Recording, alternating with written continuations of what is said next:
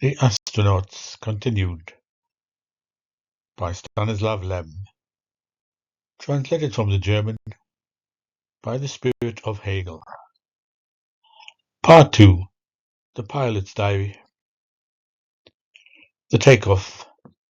My name is Robert Smith, and I was born 27 years ago, the son of an architect and an airfield manager. After completing my studies in mathematics and physics, I attended a one-year course at the Central Aviation Service and became a pilot for new aircraft types. Every vacation, however, I spent in the mountains. I participated in many expeditions, and my name soon became known, even outside the Alpine Touring Club. Once, when I was asked at a counter about my profession, I absent-mindedly said alpinist instead of pilot. Although I immediately corrected myself, both were actually true, for now I already know myself a little and know that I am just as attracted to unconquered peaks as I am to airplanes that no one has ever flown. At 25, I went with an expedition to the roof of the world, the northern part of the Pamir Mountains. A year later, I was among those who conquered the third highest mountain in the world, Kanchenjunga. This expedition resulted in the tragic death of one of my companions.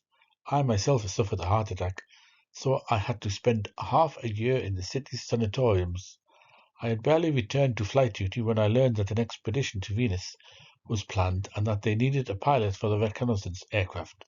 I volunteered and was selected from several thousand volunteers. I am writing all this in the 28th hour of our flight. When I raise my head, I see on the television screen how the white disk of the Earth is getting smaller and smaller. It feels as if I have ended my previous life and begun a completely new one. At such a moment, it is probably permissible to draw a thick line under everything that has happened. I know that I will never accomplish many things because I lack the skills. That's why I haven't attempted to follow the path of science. I know that I will never reach people like Chandrasekhar or Senyev or Lao Tzu, with whom I will now be together for better or for worse. The launch site was in the former Gobi Desert and was a preserved sandy expanse of approximately 1,000 hectares. A plane took me there. The pilot, a colleague from the Central Aviation Service, remained silent the entire way, partly because the bad weather forced his attention, and partly because he had also applied for a place on the expedition and been rejected. At first I couldn't shake an uneasy feeling toward him, but then from a height of 6,000 meters, I saw the silver rocket and everything else was forgotten. Our plane landed, taxied towards them, and immediately took off again. With a certain hesitation, I shook hands with my colleague. We had known each other before and were well on our way to becoming friends, and now this matter seemed to stand between us, perhaps precisely because he was only 21 years old. But the moment he got up from his seat and leaned toward me, I had already climbed onto the wing. I felt that everything was in order, and we hugged goodbye. He had overcome himself, and now, without envy, granted me the great experience. Therefore, my heart felt particularly heavy as the plane disappeared, and I walked toward the rocket. The people I was to fly with were almost all strangers to me. I had met Soltych briefly earlier at the Central Aviation School, but the scientists only a few months earlier during the technical retraining. This course had been very formal, and so we hadn't become very close personally. I waded through the deep sand toward the small group of people silhouetted against the wall of the Cosmo crater. Only when I was about 100 steps away from them did I consider that my fears might seem ridiculous to some. I had stage fright, not before the flight to Venus, but in front of these unknown people. I felt as if I were on a difficult climb when it is necessary to secure others through oneself in order to be secured myself. In such moments, the phrase being able to rely on someone as oneself only takes on its deepest meaning.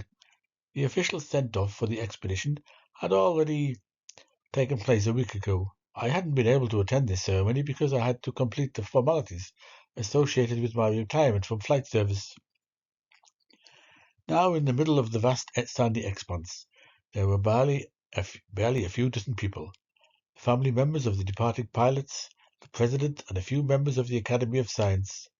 I felt very alone. No one was expecting me.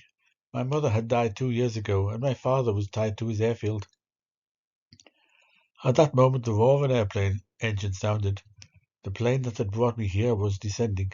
Directly above the rocket, the pilot gave me his final salute by waving his wings. I was still standing there, staring after the plane, when Arseniev approached me and offered me his hand. "Well, there he is at last, the man from Kanchenjunga," he exclaimed. I could only answer him with a smile. The launch was scheduled for 1 p.m. This deserted piece of desert had been planned for the launch, as the atmosphere would have to be penetrated with great force, and the atomic clouds ejected from the rocket could cause dangerous devastation. After greeting everyone, I went with Engineer Soltic to the front of the spaceship to check the reconnaissance aircraft assigned to me one last time. I hadn't finished yet when I was called away. We met on a sand dune under the rocket's bulkhead for a brief farewell. Of course, no one made a speech. Only a few words were exchanged. We raised our glasses of golden yellow spirit, and then we watched from the entrance platform as the tracked vehicles carried those who had remained behind beyond the boundary of the launch zone. We climbed into the interior of the rocket. Before closing the hatch, I turned round once more. Although this landscape was completely foreign to me, I felt a strangely close and strong connection to it, and something constricted my throat. The desert lay deserted below us, but I knew that, a few kilometers beyond the horizon, radar stations were ready and waiting, ready to detect the craft with their wave bundle and guide it onto its long journey. Once we entered the control center, Soltic took over. We all leaned back in our seats, buckled ourselves in, and now began what I hated most, waiting. The clock hand moved forward, measuring quarter second by quarter second.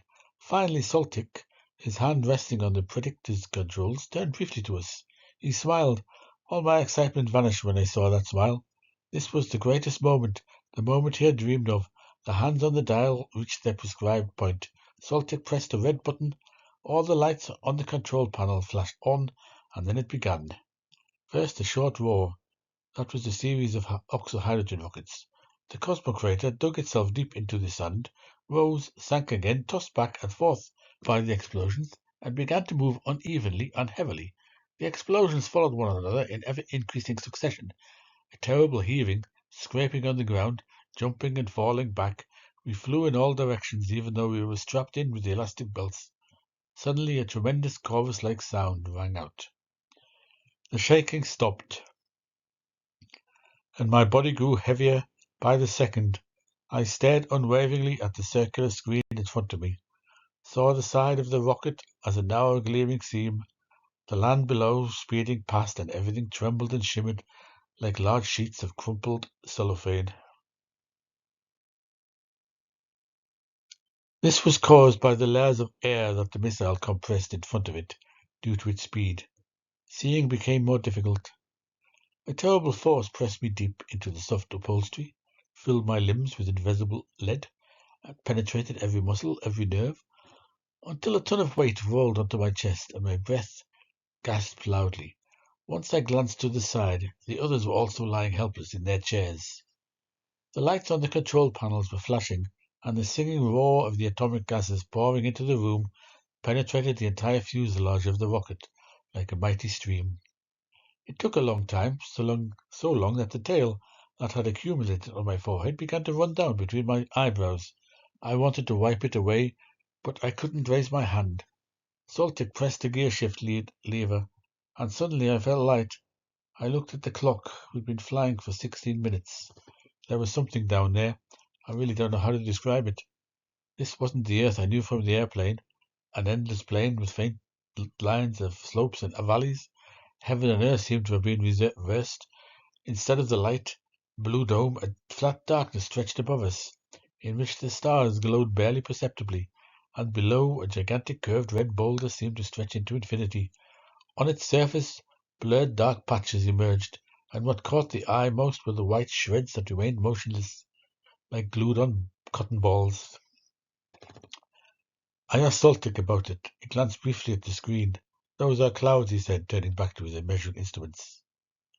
I understood. Of course, the height of the clouds Drifting above the planet was nothing compared to the distance we had already reached. If you looked closely, you could see here and there the patches of shadow beneath such a tiny tuft, which was in reality a cloud a few kilometers wide. We were now flying, as the predictor's luminous screen indicated, like an artificial moon in an elliptical orbit around the Earth. This took about an hour, during which a third of the planet passed beneath us.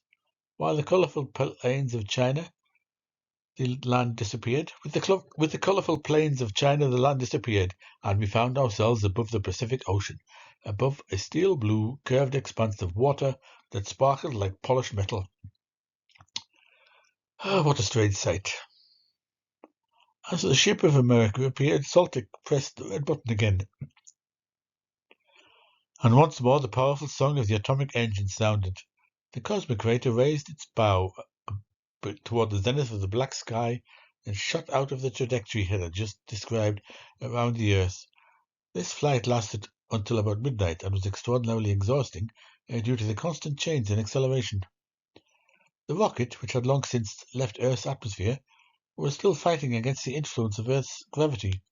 The engines didn't stop working for even a minute, but since we were traveling considerably above the speed of sound and were also flying in empty space, we were able to communicate without much noise.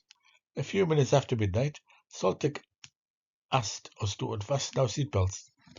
We stood up and, still somewhat uncertain at first, began to examine our surroundings more closely. The control center was bathed in a calm light. Were it not for the black screens covered with sparks from the stars, one might have assumed that the rocket was resting motionless. In the hall, only a quarter of the gigantic circular surface of the earth below us was illuminated. The other parts, shrouded in night, stood out with a dark grey glow against the light of the stars. We listened to the radar station reports and went to the common cabin. After dinner, Arsenyev spoke. Dear friends, our flights will last 34 days. Unfortunately, not much work awaits us during this time. Nevertheless, let's not be lazy, but rather shorten the journey through discussion. I will begin by challenging my colleague, Lao Tzu, to a duel on the subject of the wave motion of matter. Now, we are, of course, not in a laboratory, but in a ship constantly moving away from Earth, and therefore I suggest that we return to it in the evening in our thoughts, each of us in turn recounting a memory we consider valuable. Everyone agreed to this suggestion. Only I remained silent, for what business was it of mine? Surely they would only talk about scientific work and discoveries. How great, therefore, was my surprise when Arseniev turned to me and began the cycle of 34 nights, as he called it. Confused, I tried to talk myself out of it, as if until last week I had led the life of an office worker, in which nothing had ever happened. So, you're here among professors, the astronomer repeated my last words with a hint of mockery. Remember one thing, there were no professors here, only travelling companions. Besides, I know very well that we can all envy your memories. Nevertheless, I resisted, but promised to say something in the next few days, once I myself had listened and the right mood for telling stories had arrived. Perhaps it would be easier for me then, because I always find it difficult to be the first to begin. With obvious reproach at my clumsiness, Arseniev shook his head and turned to Dr. Rayner, our chemist. I was pleased that Rayner was the one to speak. I hadn't known him at all before. Like me, he had arrived at the launch site only the day before departure, delayed by some business in Germany. Dr. Rayner is an unassuming, extremely quiet man of about 40, with glasses and slightly greying hair. He was just about to begin when Saltic, who was on duty at headquarters, appeared with the news that the Northern Hemisphere radio would soon be broadcasting a special program for us.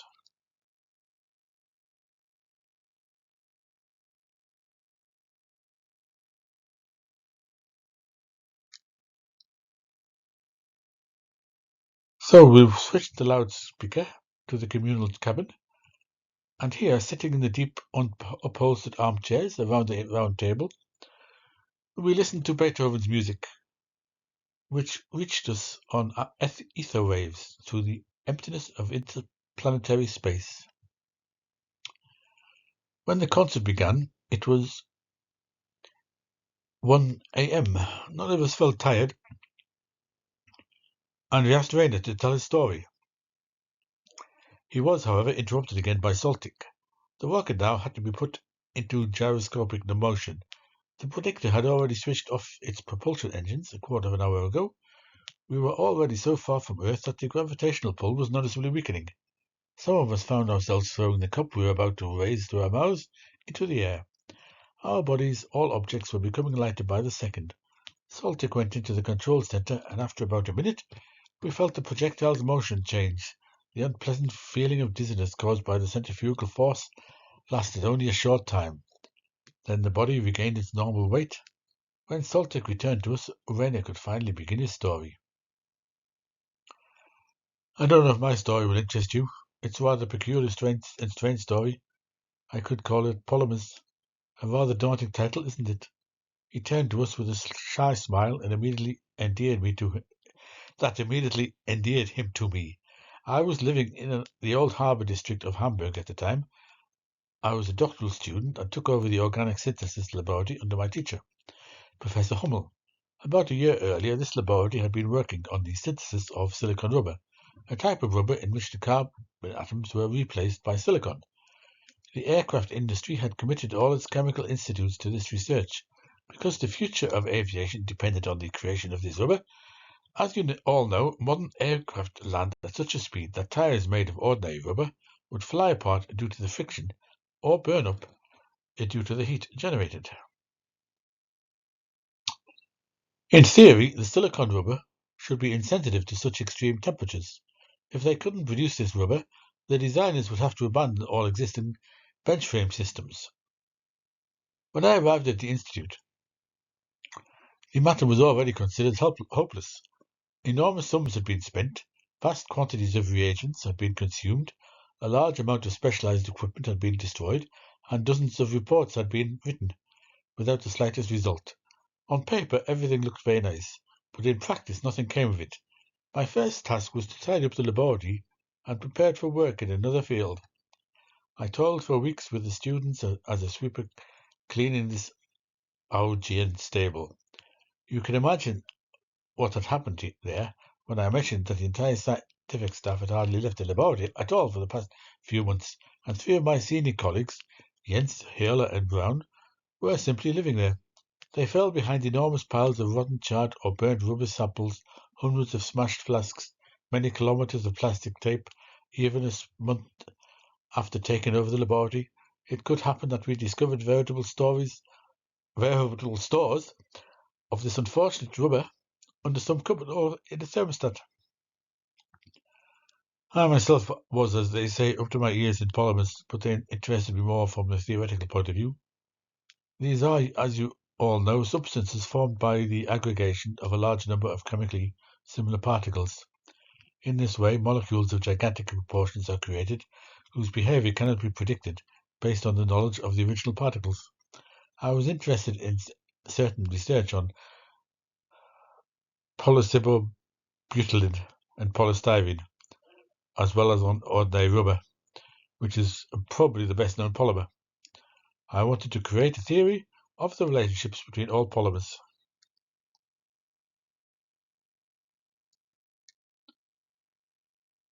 Perhaps the fact that I was only 24 at the time justifies me. At that age, after reading a scientific paper, the possibilities of discovery shoot through a person's mind like fireworks. Even before I entered the laboratory, I surrounded myself with specialized literature, and slowly, without realizing how I began to sink into it, I collected facts on small square cards, which I first placed in cigarette boxes, then in special folders, then in drawers, on shelves, on tables, and finally the entire room was full of these cards, which I just about found my way around. However, I anticipated the moment when they would overwhelm me. Meanwhile, I was still just as far away from my dreamed of and longed for theory. My beloved polymers are behaving too strangely. Some of them behave like liquids in two spatial dimensions, but like solids in the third. Rubber, on the other hand, has the properties of an ideal gas. It cools when expanded and heats up when contracted. I was particularly interested in rubber. I secretly thought that I would succeed in achieving theoretically what my colleagues had failed to achieve experimentally. At first, in order to gain some practice in the experimental technique, I took X-ray images of small rubber cubes under a variety of conditions, just as they had done before. I expanded them, then subjected them to high pressure, then treated them with acids, carefully noted the results, and dreamed about my theory for entire evenings. An unexpanded piece of rubber produces the same image on an X-ray image as a liquid, a chaos of clumped particles. However, if the rubber is stretched, its structure becomes similar to that of a crystal. This is because the long, tangled chains of atoms taut and align under the influence of the stretch. So I prepared pieces of rubber, tested them, let them cool, and dried and prepared new ones again and again until one evening my supply was exhausted. The lab technician told me that there were still some flasks with samples of this old silicon rubber upstairs in the junk room. I just made a dismissive gesture. Nevertheless, the next morning I found 15 dusty glass flasks on my workbench. The lab technician had brought them down from upstairs to please me. In all these flasks there was actually no rubber, but something like a sticky black smear that I preferred not to touch. Instead, in the last flask, there was a trustworthy-looking piece of a dark grey mass. I put it in the apparatus, heated it, took a picture, and went home. 2 days later, I was able to pick up the picture. I expected the same result as before, the complete disintegration of the atomic chains into a completely amorphous mush. Instead, however, I saw an ideal crystal lattice. I couldn't believe my eyes. The rubber had been exposed to a temperature of approximately 800 degrees and a pressure of 1,000 atmospheres, so it should have dissolved into paste, but no trace of it. I opened the apparatus, which I hadn't been able to do the day before because of the heated chamber, and found the freshest, most elastic, and most robust piece of rubber I had ever seen. I called the lab assistant and asked him if he had put anything in the apparatus. He denied it. He hadn't even been near it. I was still in doubt, and once again exposed this wonderful piece of rubber to high temperatures and high pressure. This time I waited until the chamber had cooled down. At 8 o'clock I took out the rubber. It was still hot, but as elastic as if it had come out of a drawer rather than an oven, just in case I did a chemical analysis. It was silicon rubber.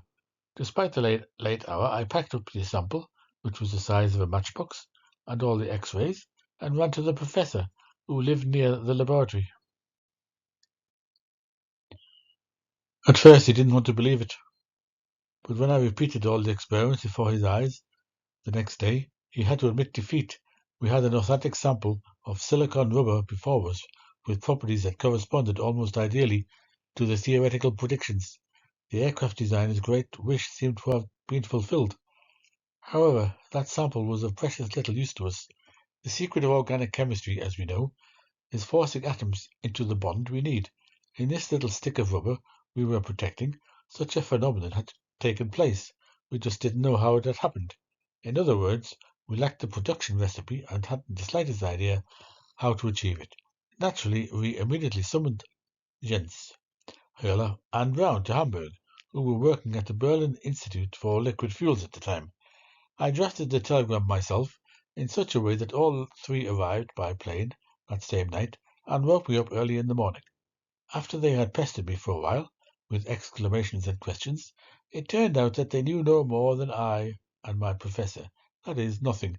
We found the experimental records without difficulty. The piece of rubber in question had been recorded at the time as sample number 6439 and discarded as worthless. The enclosed X-ray also showed that there could be no question of an error. We had gotten so stuck that one of us let slip a sentence that sounded almost humorous in the mouth of an expert. Perhaps the rubber has matured by now. This nonsense became a common phrase.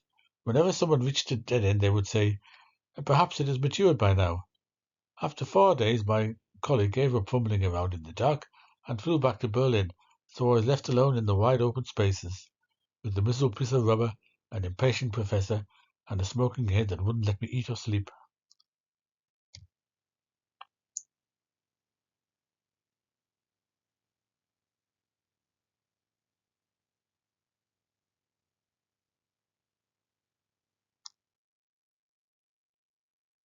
I no longer thought about my theory at all,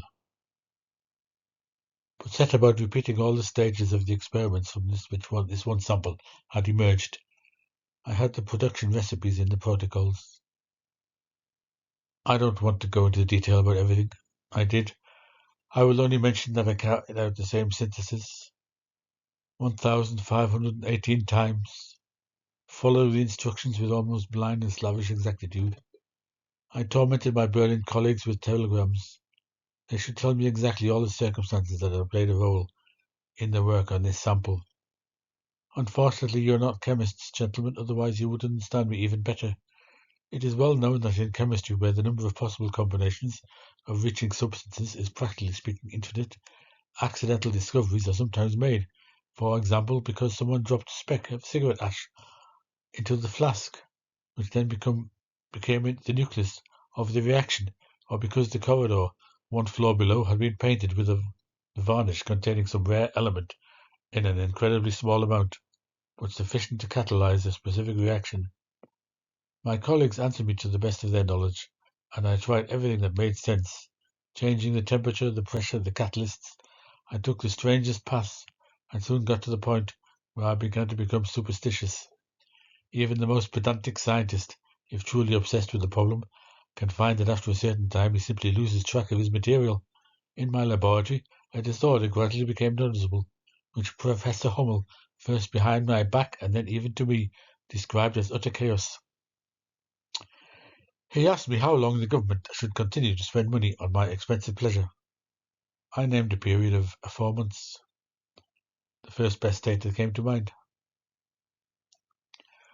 To be honest, I was, to a certain extent, nurturing the disorder that was spreading in the laboratory myself, in the secret hope that perhaps, precisely in this primeval chaos, a lucky coincidence might come to my aid. Perhaps in this way I would still discover the mysterious something under whose influence that piece of perfect silicon rubber had been created. The sample lay on my desk, under a glass bell jar. Whenever I poured the tube-smelling residue down the sink, after a failed attempt, and sat back down at my desk, my gaze fell on a small dark cube, and this became my incentive to work again. It is a very painful moment when a young person realizes that a discovery cannot be advanced even a millimeter through sheer willpower and bright enthusiasm. When the number of my failed attempts exceeded 1,000, and the lab technicians, who were carrying out more and more baskets of charred rubber, were already winking meaningfully at each other, I remembered the North Sea. I already told you that the whole thing took place in Hamburg. With these words, Rainer turned aside toward the television screen and pointed at the image of the Earth with the stick he had been playing with until now.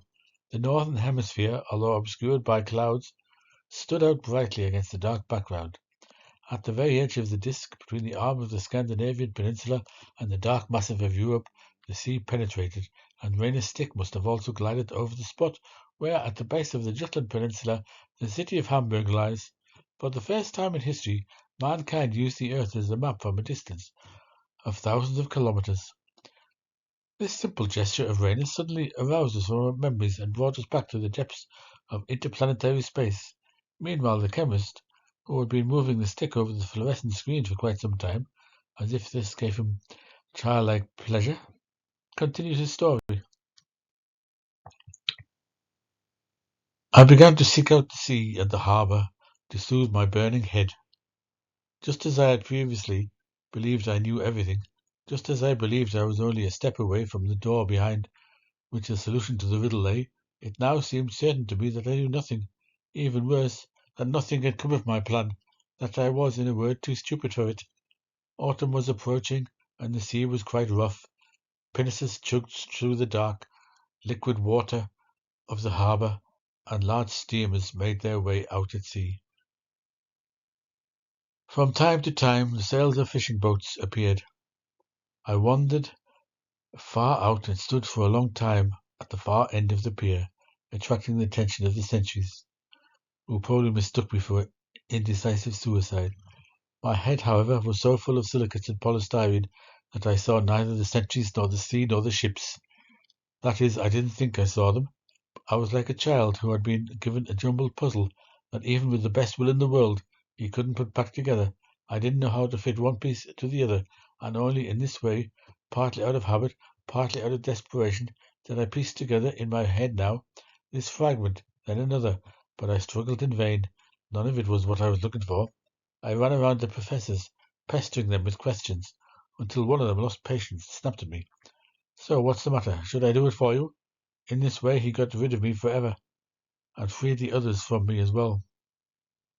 I returned to the sea. Today I know, I didn't know it then, that I always only went home when a certain fishing flotilla arrived, including a small sailing boat that was faster than the other cutters. It had a very strange rigging. Several times, even though it was already getting dark, I stayed on it, as if waiting for it. I followed its progress through the waves with a certain interest that I couldn't understand, because I know nothing about sailing. Because I know nothing about sailing, and its peculiar, almost wing-like sail position told me nothing that I could consciously connect with my affairs. Nevertheless, the appearance of this small ship was always a signal for me that my walk along the pier was over. One evening, I was standing at the concrete end of the pier, waiting, when it suddenly began to rain. The wind became a gale. It was almost night when the flotilla came into view. The small sailing boat, the fastest of the cutters, was easy to recognize, for with its white sails, it stood out most clearly against the dark sea. The waves were very high and crashed against the breakwater with such force that my suit was completely soaked after just a quarter of an hour. However, an indefinite feeling did not allow me to leave. The storm continued to grow, howling shrilly and piercingly. The entire sea seemed to rise and fall. All the cutters lowered their sails. Only the little white boat continued under full sail, even setting new ones. It now looked like a white bird trying to rise from the water into the air with mighty wing beats. Perhaps the image was less poetic than I portray it. But I'm a landlubber after all, and as I said, I know absolutely nothing about sailing. When I noticed how a small ship was gaining speed, breaking away from the others with billowing sails, overtaking them, and finally disappearing into the night mist, an inner voice commanded me to return home immediately. Actually, I would have liked to savor these lyrical impressions a little longer, but wasn't that the voice of the weakened organism, which was now vigorously asserting its right to rest? Once home, I organized my cards, and you can laugh at me if you like.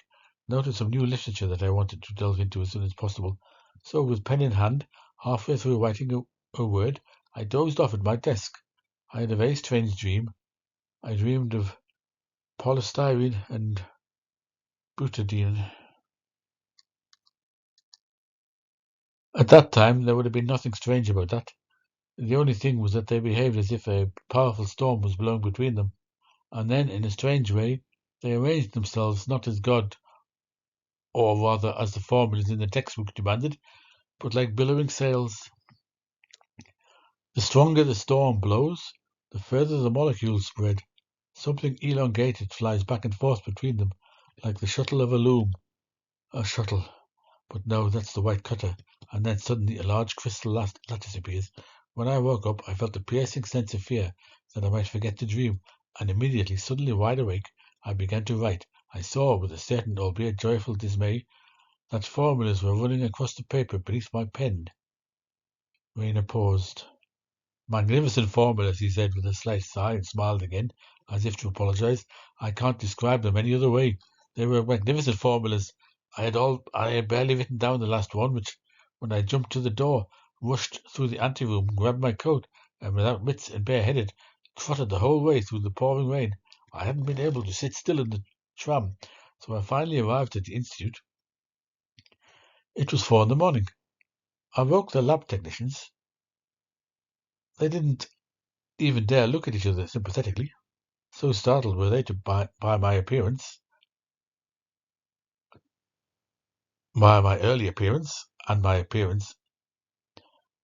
I ran ahead of them, begging, pleading, screaming for them to think and remember whether a year ago, when Jens, Hurler, and Brown were still working there hadn't been a powerful electron device in one of the lower rooms, some kind of large vacuum tube, a Crook tube, for example, or perhaps a new electron microscope. I assure you it took at least half an hour before I managed to overcome the sleepiness and astonishment of these phlegmatic Hamburg residents.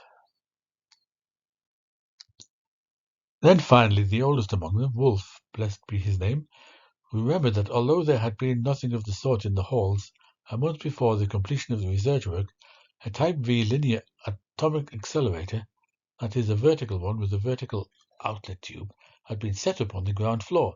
After 2 days of testing, it was moved to another building, as it had been determined that its radiation was so strong that it penetrated all the floors and could therefore have a harmful effect on those working in the upper halls. The exact date, when was that? I cried. Hesitantly, he named it.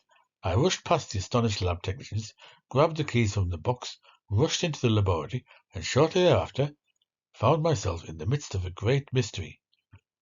On the day the accelerator was set up, samples numbered 6419 to 6439 had been taken. Among them was that wonderful piece of rubber, and the last sample of this series of experiments. It was just as useless as the others. After the X-rays were finished, the piece of rubber remained in the hot oven, and the chemist left the laboratory. When there was no one left upstairs, the technicians on the ground floor began checking the accelerator. The stream of ejected electrical particles penetrated the 3 floors, reached the interior of the still hot chamber, and polarized the sample so that silicon rubber was created. The next morning, this sample, without anyone having any idea of its miraculous transformation, was placed in the junk room with the others as worthless. That's really the end of my story. The powerful storm that arranged the atoms into the crystalline lattice was a stream of electrical particles. This is how the silicon rubber manufacturing process, sometimes called Rayner's, was born. A small cutter with a bold crew, a peculiar rigging, and the stormy weather at sea were the inspirations for this. I've never spoken about it among colleagues on Earth before. I hadn't dared. But here, Rayner fell silent. After a long time, Chandrasekhar said, I'm glad you told this story. It's a beautiful example of the richness and planned diversity of phenomena that occur in the human mind. Allow me a comparison. Somewhere, a heavy vehicle rolled through the streets, and among all the crystal and porcelain, a small wine glass clinked softly, very softly. Of course, it's a resonance phenomenon, but the same colleague Rayner was also the case with your sailing ship.